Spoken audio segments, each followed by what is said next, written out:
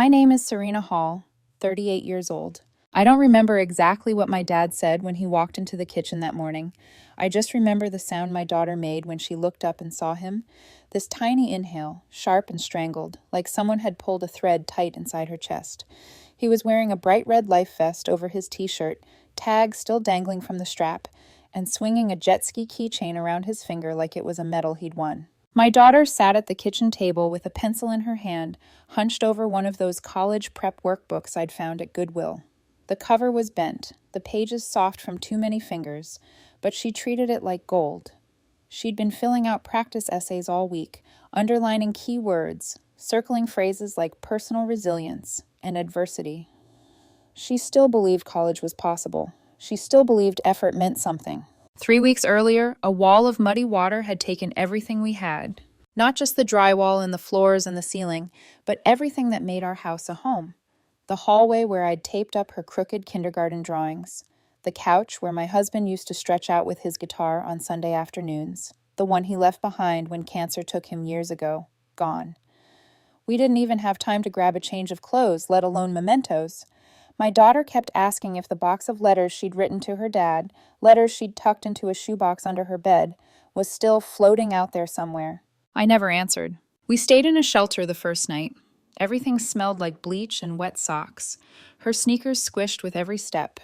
She slept with her head in my lap on a cot that sagged toward the middle, and I lay there staring at the ceiling tiles, counting each one because it was easier than counting the things we'd lost.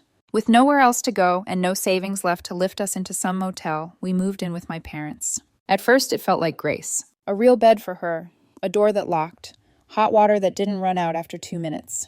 My mother cooked a big dinner the first night and said, "Well, we'll just have to make this work for a little while. That's what families do." I wanted to believe her. By the end of the second weekend, the tone had changed. Little slips at first. A list on the counter titled Shared Responsibilities, Laundry, Dishes, bathroom cleaning, meal prep. A note underneath in my mother's handwriting. We all pitch in here. That part was fine. Fair, even. I'd always believed in pulling my weight. Then came the lists of suggested grocery contributions. Items circled with a note that said, "You can get these with your paycheck this week, right?" I was working part-time at a diner that barely covered gas, toiletries, and my daughter's lunch money. I bought as much as I could. It was never enough. My mom sighed dramatically every time my daughter poured herself a glass of milk. Sighed when she opened the fridge. Sighed when she dared to have seconds. My dad started making comments about our long showers, about how the water bill wasn't cheap, about how electricity doesn't grow on trees. He said it like we were wasteful teenagers, not two people who had just watched their life get swept away. One night, as I walked past their bedroom on my way back from the bathroom, I heard them through the door. "We can't keep this up," my mother hissed. "They're freeloading." My father grunted assent. "They don't even say thank you," she added, which was a lie, and she knew it. I said thank you every day, sometimes twice. I stood there in the dark hallway in borrowed pajamas, holding my breath, feeling my dignity drip away like water from a leaky faucet. We stayed anyway, because we had nowhere else to go, because the shelter was worse, because I told myself it was temporary, that I could inhale her sighs and his barbs and their whispered criticisms for a few months if it meant getting my daughter back into a stable school routine and rebuilding, even from nothing. I had one anchor in my head, the college fund. $15,000 I'd tucked away for my daughter over 12 years. Birthdays where I skipped buying myself a cake to put another 100 into the account. Tax refunds that went straight into savings instead of into a treat-yourself weekend. Night shifts watching a neighbor's kids so I could slip an extra 50 in at the end of the month. Every dollar I didn't spend on food or rent, I channeled into that fund. It was my promise to her that no matter what else life stole, her future had a cushion, that when the time came, she wouldn't be starting from zero like I did. That morning, she sat at the table in one of my brother's old sweatshirts, hair pulled back in a messy bun, chewing the end of her pencil as she tried to draft a practice essay about a time you overcame hardship. She kept deleting the first sentence. "Do you think they mean, like, regular hardship?" she'd asked me the night before. "Or big stuff?" My dad's boots squeaked against the linoleum as he strode in. He looked like a teenager playing dress-up. The bright red life vest hugged his stomach, straps dangling. He had on cargo shorts in the middle of October and flip-flops. The only thing missing was a beer and a bad country song in the background. "Who's ready for lake weekends?" he announced. My daughter's pencil stopped in midair. He grinned and held out the keychain. It had a tiny blue jet ski on it, plastic and shiny, dangling above the table like bait. "Check it out," he said. "Got a killer deal. Man at the shop practically gave it away. You only live once, right?" For a second, I thought he was messing around. My mother came in behind him, wiping her hands on a dish towel, eyes sliding from the life vest to the prep book to my face. "Well," she said, "it's not like that money was doing any good just sitting there." My stomach dropped. "What money?" I asked. She frowned like I'd missed an obvious joke. "The money," she said. "The account, the college fund." Ice slid through my chest. "What did you do?" I asked, my voice quieter than I felt. My dad chuckled. "Relax, Serena. We took what we deserved after housing you two for free for over a month. Food, water, shower, laundry, none of that is cheap. We've been carrying you. It's only fair." I stared at him. "You took all of it?" My voice cracked on the last word. He shrugged, adjusting the buckle on the life vest. "You should be thanking us," he said. "We're the only reason you're not still sleeping on cots." My mother nodded along. "You're acting like we stole. We didn't steal. We just redirected. It's our money too, after everything we've done." I felt my pulse in my ears. My daughter hadn't said anything yet, but her eyes were huge, fixed on the keychain in his hand. "That money was for her college," I said, pointing at her. "For her future. It was the only thing she had left." My dad snorted. "Well, life's not fair, Princess," he said, turning his attention to my daughter like he was giving her a life lesson. "Sometimes grown-ups make decisions you don't like. You'll survive." She didn't move, didn't argue. She just stared at him, like she was trying to understand how the man who taught her how to ride a bike could say that and mean it. Her face crumpled, slowly at first. Her mouth trembled. A tear slipped down, then another. She wiped them away with the back of her hand, like she was embarrassed for having them in the first place. I didn't tell her to stop crying. I didn't tell her to be respectful, or calm, or grateful. I walked over, bent down, and took her hand. "Come on," I said, "we're going to pack." I didn't look at my parents. My mother said something about drama behind me. My dad muttered something about ungrateful. I didn't let the words land. I led my daughter up the narrow stairs, past the family photos on the wall that suddenly looked like evidence of someone else's life. In the small guest room we'd been using, I pulled the duffel bags out from under the bed. There wasn't much to pack. A few sets of clothes, some borrowed, socks stuffed into shoes, toothbrushes, hair ties, the damp envelopes we'd salvaged from the flood, still smelling faintly of mildew. One plastic tub with what was left of our past, water-warped photos, a few charred pages from an old sketchbook, the laminated bookmark from my husband's funeral. My daughter moved mechanically, folding her t-shirts, placing them carefully in the bag like this was just another drill. "Where are we going?" she asked. "Away," I said. "Somewhere better." "Is that allowed?" she whispered. That did something ugly inside me. "It is now," I said. When we zipped the last bag closed, I pulled out my phone. There was one person I never thought I'd text again. Luke, my older brother. We hadn't spoken in years. He'd cut our parents off after a huge argument 5 Christmases ago, the details of which I only ever heard in fragments, because any time I asked, my mother would say, "We're not rehashing his tantrums." I'd thought he was dramatic, ungrateful, cruel. Now I understood. My thumbs hovered over the keyboard for a second. Then I typed, "Can we come?" I stared at the screen until it blurred. 3 dots appeared almost immediately. "Come." That was it. No questions, no history, no what happened. Just an open door. We carried the bags downstairs. My parents were in the living room. The TV was on, turned up too loud. Some game show host yelled about a prize package. My dad had taken off the life vest, but kept the keychain on the coffee table, where it gleamed under the lamplight like a tiny, mocking monument. My mother glanced over, took in the bags, and opened her mouth. I didn't wait to hear whatever came out of it. We walked past them, out of the front door, down the cracked walkway, into the chilly fall air. I didn't slam the door, didn't shout, didn't make a speech. I just left. We took the bus. The ride felt longer than it actually was. My daughter leaned against me, her head heavy on my shoulder, fingers twisted in the strap of her bag. She didn't ask where we were going again. Maybe she trusted me. Maybe she just had nothing left to lose. By the time we got off in front of Luke's building, the sky was dark. The kind of dark that makes every lit window look like an invitation. We were 5 steps from his front door when it opened. He was standing there like he'd heard our footsteps. He looked older than the last time I'd seen him, a little more gray at his temples, new lines at the corners of his eyes. But when he saw my daughter, his whole face softened. She dropped her bag and ran to him like she'd known him her whole life. He knelt down, arms wide, catching her. "It's okay," he said into her hair. "You're okay now." I stood there on the sidewalk, clutching the handle of my duffel, feeling everything I'd been holding together for weeks start to crack. He looked up at me over her shoulder. "Come in," he said. "You two are home now." That night, he and his wife, Lacey, made up a bed for my daughter in the spare room. They found an old lamp with a soft yellow shade and got out extra blankets without making a big deal about it.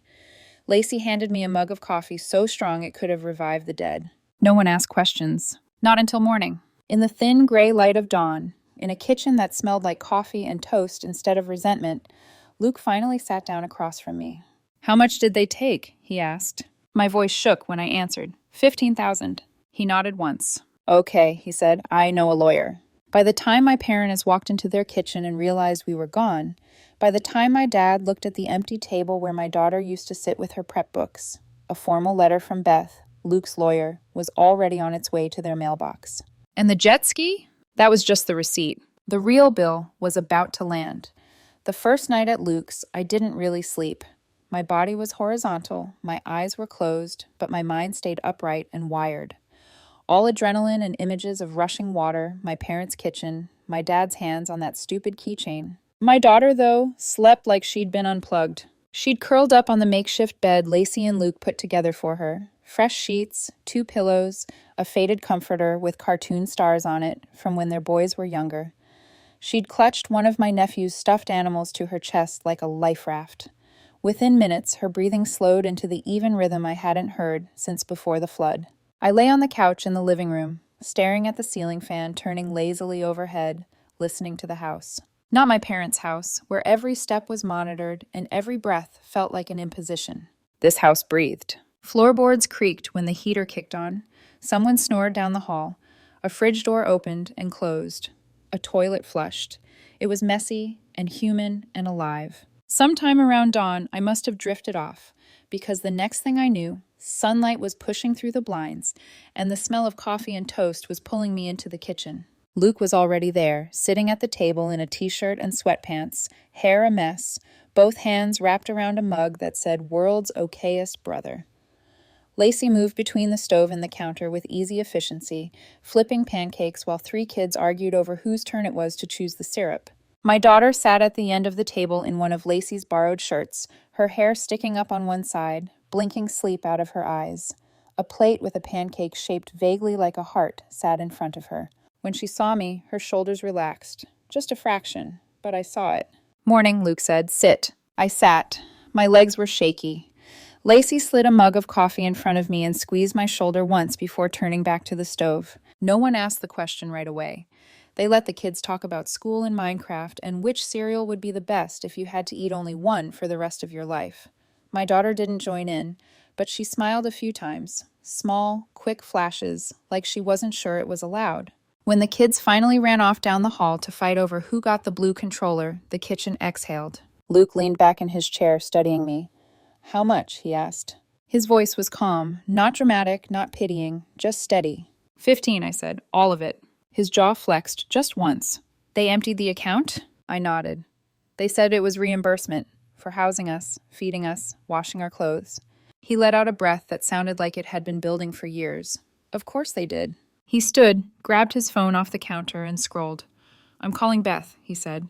"Who's Beth?" I asked. "Friend of mine, lawyer." He looked at me. "She helped me when I left." Left. It was the first time he'd mentioned the explosion.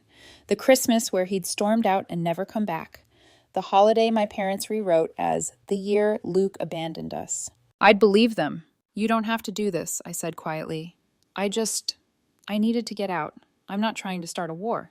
"This isn't a war," he said. "This is a bill." He hit the call button and put the phone to his ear.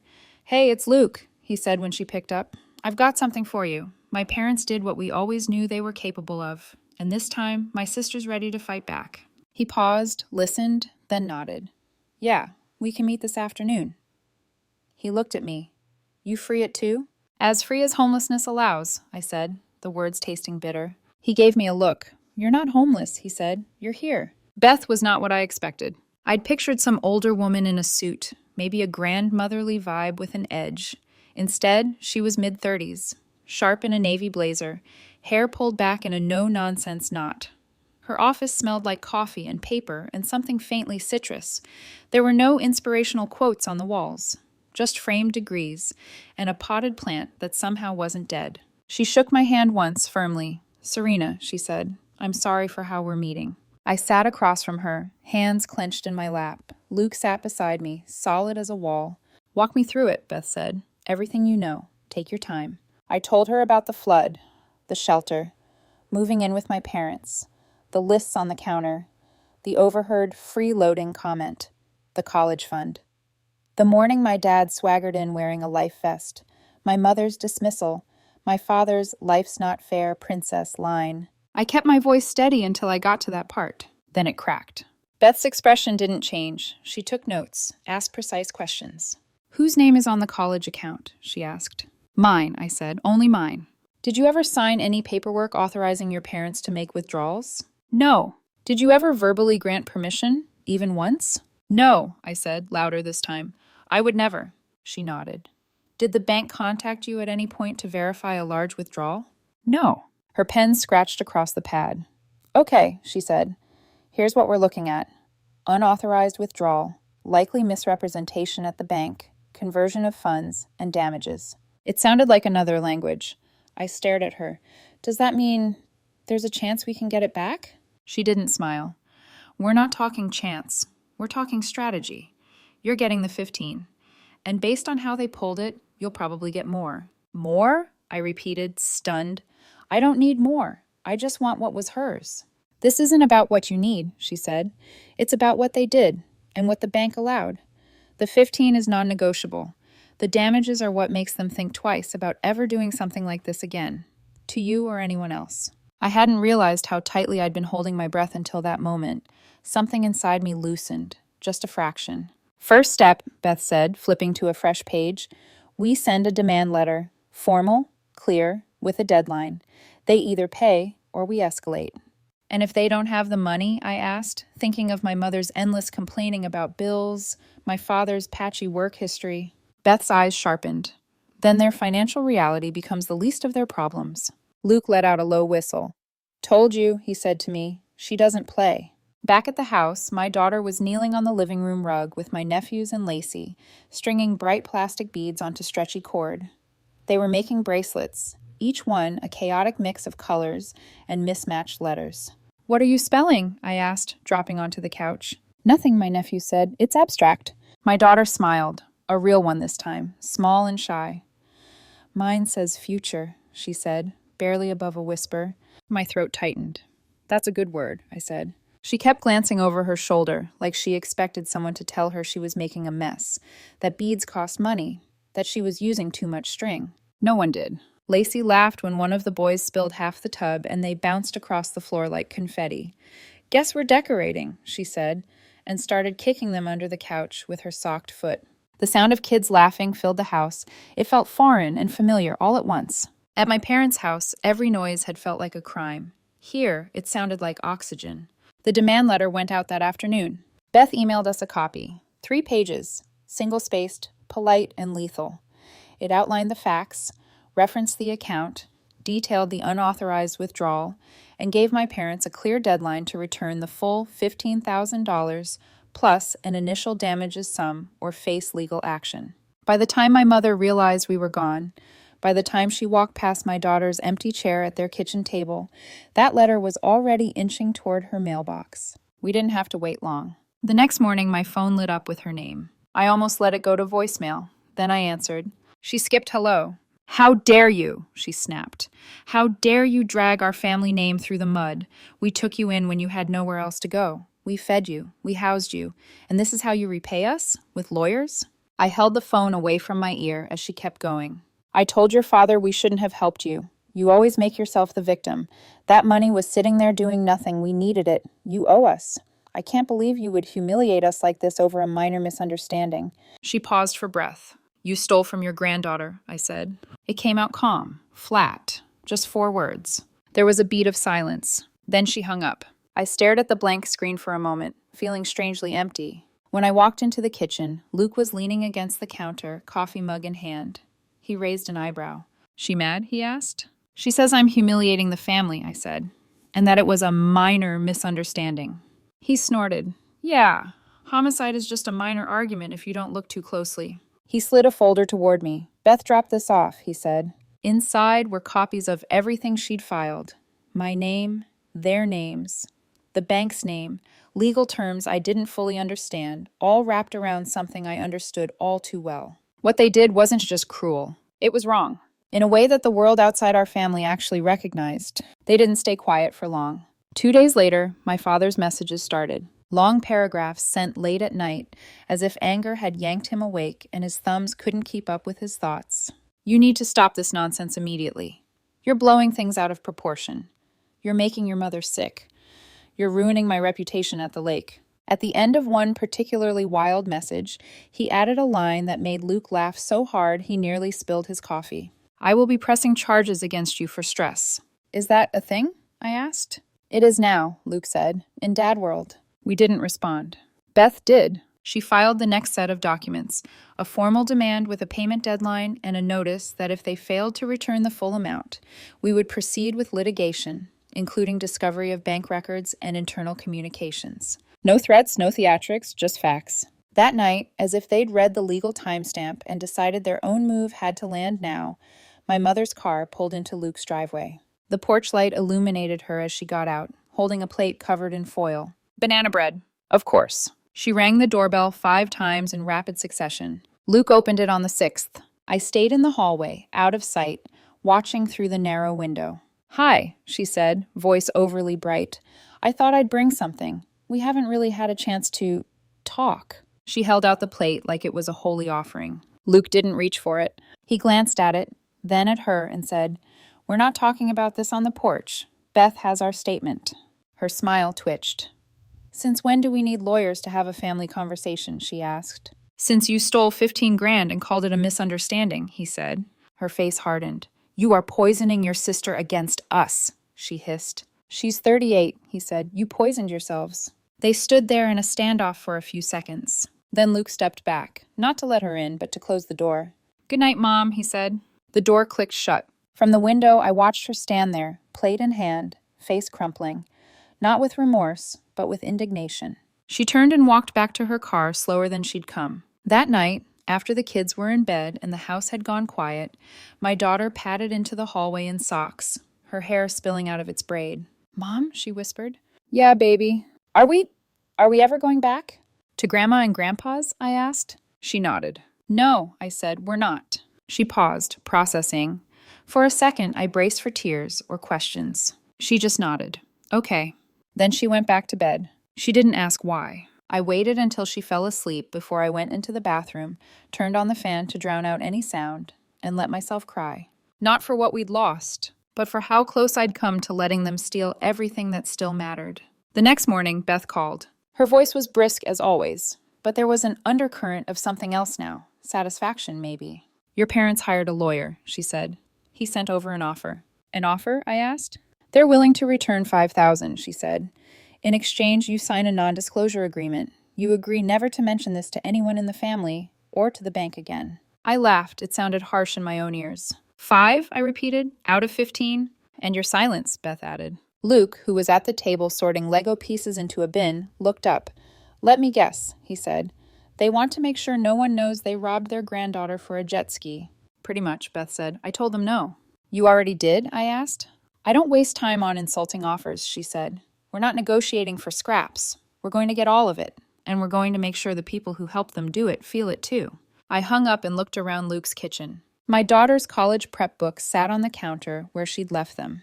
One was open to a prompt about a time you stood up for what was right. I ran my hand over the page. There are lines you don't cross. They crossed them. Now we were going to see what happened when someone finally pushed back. The first sign that my parents were losing control wasn't the silence. It was the noise. Not their noise, the noise they caused. It started with the missed calls. 3 unknown numbers in a row. A voicemail from a woman I hadn't spoken to since her baby shower. A text from a cousin I only saw at funerals. The pattern was obvious. My mother had started her campaign. She was calling every relative within driving distance, pre-spinning the story before rumors spread. She was framing herself as the victim before the truth had time to put on its shoes. By noon, I got a voicemail from my cousin Melissa, her voice hesitant. "Hi, Serena. Aunt Connie called me. She said some things, and I just want to hear your side. Are you really suing them?" I didn't answer. There was nothing to say to someone who called only after being prompted. But I didn't delete it either. Every message was evidence of the story my mother was building and how quickly the mask was slipping. That afternoon, Beth filed the motion Luke told me to expect, the one requesting surveillance footage and any internal logs from the bank. If my parents had lied at the counter that day, if the bank manager had bent rules for them, if proper verification had been skipped, it would show up here. Beth didn't say it out loud, but I could tell she was expecting the worst and hoping for it. Corruption made settlements easier. An hour later, she called. "You're going to want to sit down." I sat at the kitchen table, heart in my throat. "The bank responded," she said, "faster than I expected. And Serena, it's worse than I thought." Luke leaned in from across the table. "Worse how?" he asked. "The manager who approved the withdrawal is a personal friend of your father's," she said. "They bypassed the standard two-step authorization process. No documentation, no phone verification, no signature on file, nothing." My stomach dropped. "So he just let them take it?" I whispered. "Yes," Beth said.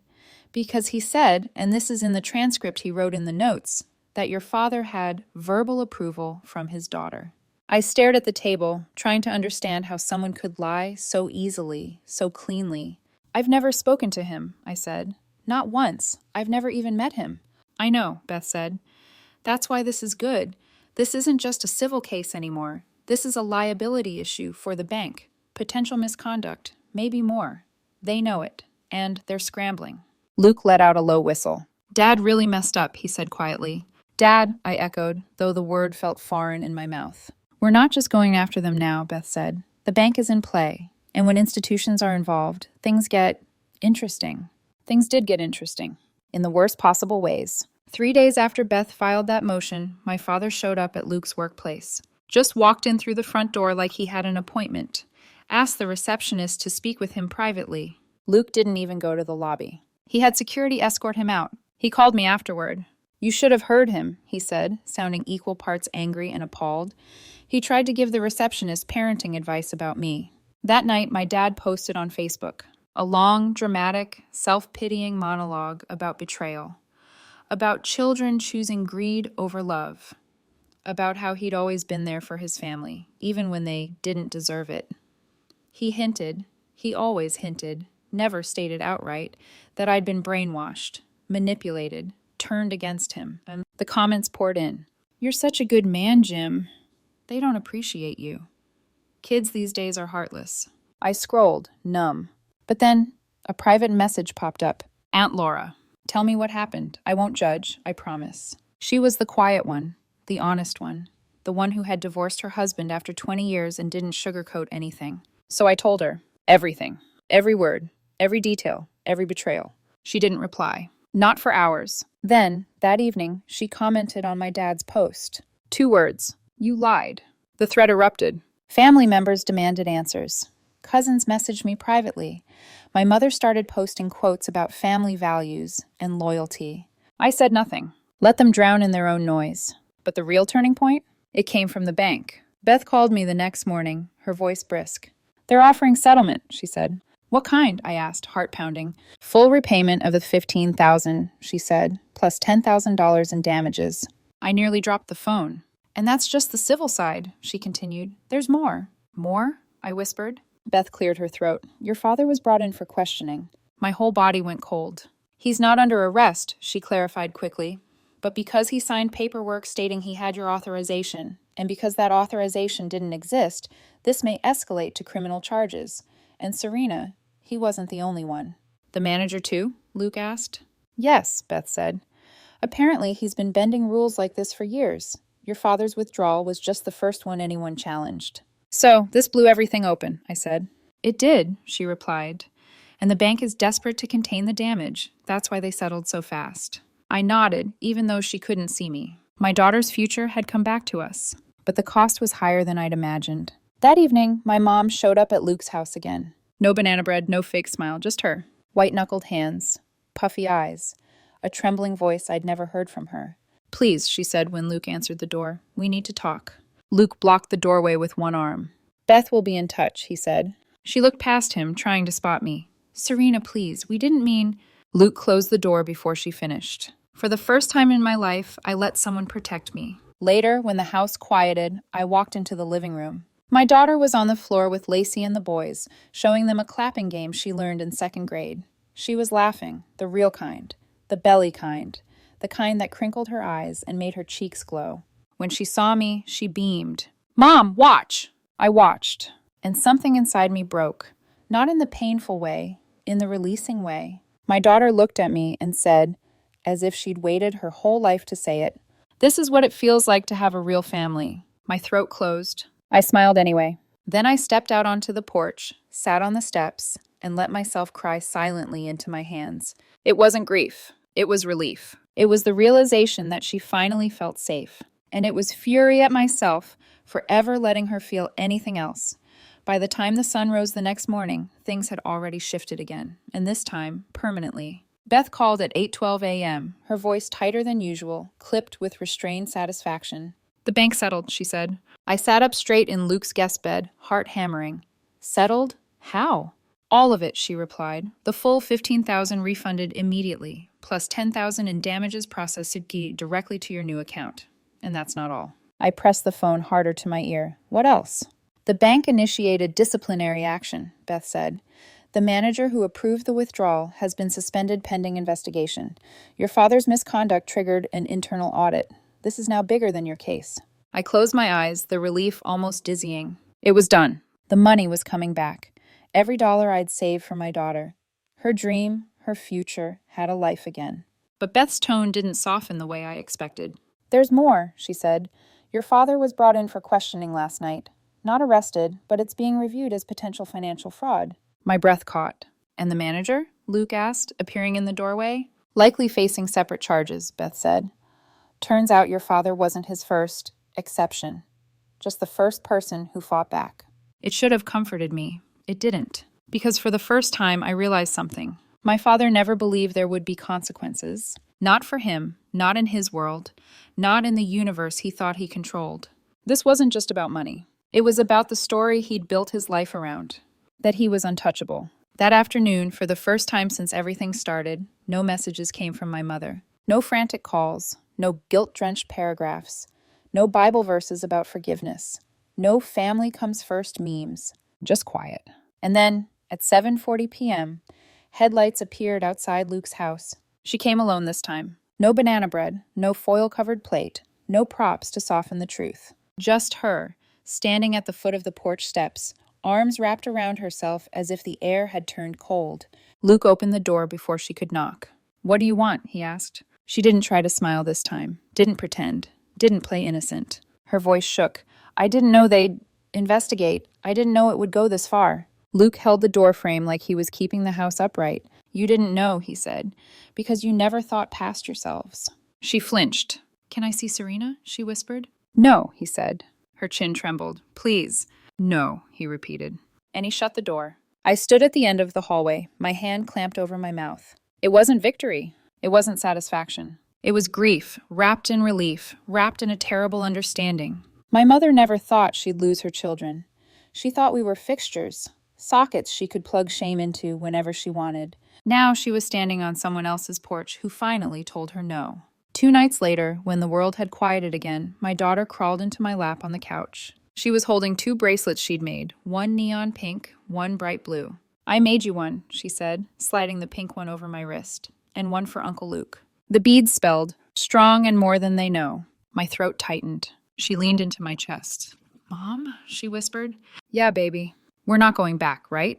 The question didn't hurt. It freed something inside me. "No," I said softly. "We're not." She nodded, resting her head on my shoulder. And for the first time since the flood, since the jet ski, since the life vest and the worksheets and the tears that morning in the kitchen, she looked like a child again, not a survivor. The next day, Beth called again. "This part isn't required," she said, "but you have grounds to sue your parents for emotional distress." For what they did? I asked. For what they failed to do, she corrected. For their negligence, for their manipulation, for harming your daughter, for compromising her financial future, for creating an unsafe living environment. You can put all of it in writing. Do you think it's worth it? I whispered. That depends, Beth said. Do you want a judge to read your story? Do you want it documented somewhere permanent? Do you want a record of what happened in black and white with your name on it, not theirs? I took a long breath. Yes, I said, I want that. Then we'll file, she said simply. And we did. My parents' reaction was immediate and strange. Not angry, not defensive, not explosive, but quiet. Eerie quiet. And then came the offerings. It started with a bag of groceries left on the porch. Rice, pasta, canned soup, food they themselves would never eat. Then a tray of cookies, still warm, wrapped in cling film. A store-bought cake with sloppy icing. We love you. A tiny potted plant with a sticky note for her desk. Luke threw all of it away. We're not letting them rewrite the story, he said. But the kids noticed. Aren't those from Grandma? My nephew asked. My daughter didn't answer. She just stepped behind me, hiding half her face. The house felt smaller over the next week. Not because Luke or Lacey did anything wrong. Because grief moves in waves. And one of those waves finally crashed. It's time, Luke said gently one night as we stood on the back porch. You need to start looking for a place. Something for you and her. Something that's yours. I nodded. I know. You can stay as long as you need, he added. But that girl needs space to grow, and you do too. He was right. We had been living in emergency mode for too long. It was time to plan again. We started small. Drive-bys. Slow down for sale signs. Peer across front lawns at crooked fences and peeling paint. Imagine what could be instead of what was. My daughter asked tentative questions. Will we have a backyard? Can I paint my room? Will we get a dog? I don't know, I told her honestly. But we'll have something that's ours. She held on to that word. Ours. One afternoon, we drove past a tiny white house with chipped siding and a mailbox tilted like it had secrets. The yard was patchy. The fence leaned. The curtains were crooked. But my daughter sat forward in her seat, eyes wide. That one, she whispered. It looks like it wants us.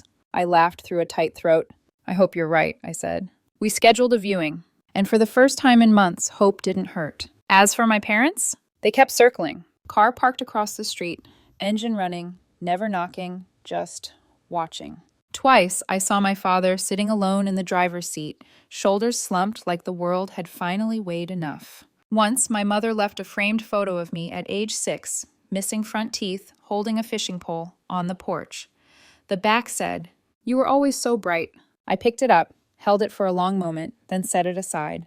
They weren't evil people. They were just selfish people, entitled people, people who thought their needs were worth more than our pain. No apology changed that, not even the kneeling, not even the tears. Some things can be forgiven. Some things can only be closed. We closed on the house the first week of October. It was smaller than we hoped, older than we expected, and imperfect in every way. But when my daughter stepped into the empty living room, she twirled once, hair spinning out behind her, and said, "This is ours." And for the first time, I believed it. The day we moved into the little white house, the one with the crooked fence and the chipped siding, wasn't glamorous. There were no balloons, no welcome home banners, no Pinterest perfect porch photos. It was just a borrowed truck, 2 plastic bins, 4 duffel bags, my brother's toolbox, and a sense of beginning I hadn't felt since before the flood. Luke installed new locks without asking. Lacey stocked the fridge with basics: milk, eggs, fruit, a frozen pizza for the first night. My daughter ran from room to room like every square foot was a surprise waiting just for her. "This one's my room," she announced proudly after exploring all 3. "It can be," I said. "It is," she corrected, planting her feet like a claim stake. I smiled. We slept on mattresses on the floor that night. My daughter knocked on the wall between our rooms twice before bed, our little code for "I'm okay." After everything, she didn't need reassurance as much as she needed permission to feel safe. For once, she didn't ask, "Can we stay here?" She simply said, "We live here now."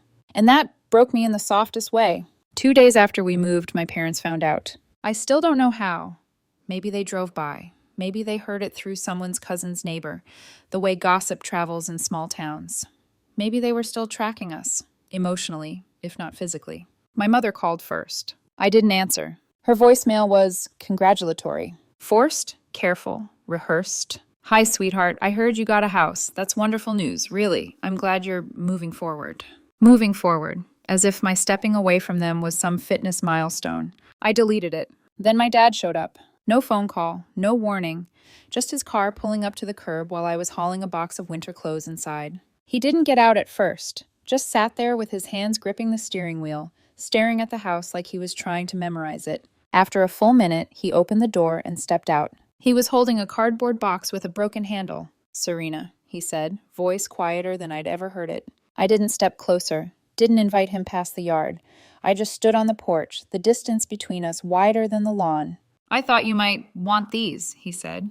He held out the box. Inside were photo albums, heavy, worn, overflowing with childhood moments I hadn't seen in years, pages stuck together with age, my school photos, my brother's drawings, pictures of me and Luke laughing in front of the old lake house, back when the world felt simpler, before we learned the cost of being in that family. He didn't ask to come in. He didn't apologize. He didn't cry. He just nodded once, set the box on the porch, and walked back to his car. I watched him drive away until the taillights disappeared. When I finally opened the albums later that night, something fluttered out from between the pages. A folded letter. 3 sentences. Handwritten in my father's stiff, blocky scrawl. "I know I failed you. I know I hurt you more than I ever understood. I hope someday you'll let us back in, but I understand if you won't." I folded the letter neatly and slid it into a folder behind the legal documents and settlement papers. I didn't respond. Some words are meant to be read, not answered. A month passed. Our house started to feel lived in, not just occupied. My daughter hung fairy lights in her room. I bought yellow curtains for the kitchen window. Luke built us a shelf out of reclaimed wood. The boys came over after school and tracked mud through the hallway, and I didn't care. Once, I caught my daughter standing in the backyard barefoot, spinning in slow circles with her arms out like she was absorbing sunlight straight into her bones. "This house feels like it's healing," she said. I believed her. We made a home out of something broken. We made comfort out of scraps. We made peace out of nothing. Then came Luke's birthday. Exactly 1 year, almost to the day, after the night my father drained my daughter's college fund. The backyard was full. Kids climbing the trampoline, neighbors chatting near the grill, Lacey arranging cupcakes on a mismatched tray. My daughter wore a sunflower dress and had braided her hair 3 times to get it perfect. She gave Luke a card she'd made out of construction paper.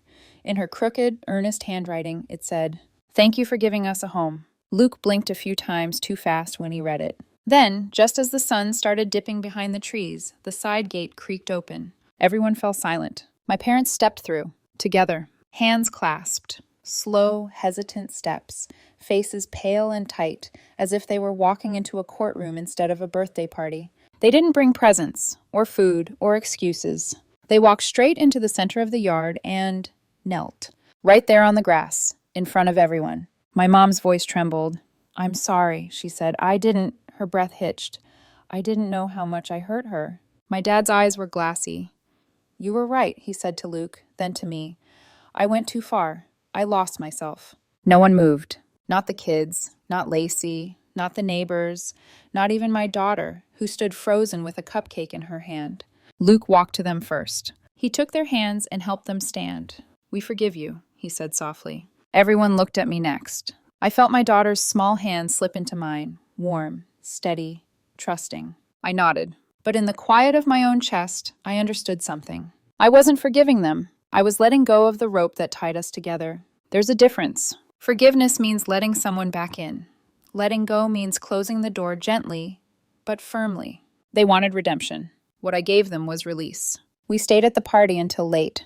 My daughter fell asleep in the car on the way home, her head lolling against the window, her sunflower dress wrinkled, her bracelet blinking pink and blue in the passing streetlights. I carried her inside, tucked her into bed, and smoothed her hair back from her forehead. Her eyes fluttered. "Mom?" she whispered. "Yeah, sweetheart," I murmured. "We're really okay now, right?" I sat on the edge of her bed and took her hand. "Yes," I said, "we are." Because for the first time in a long time, we were.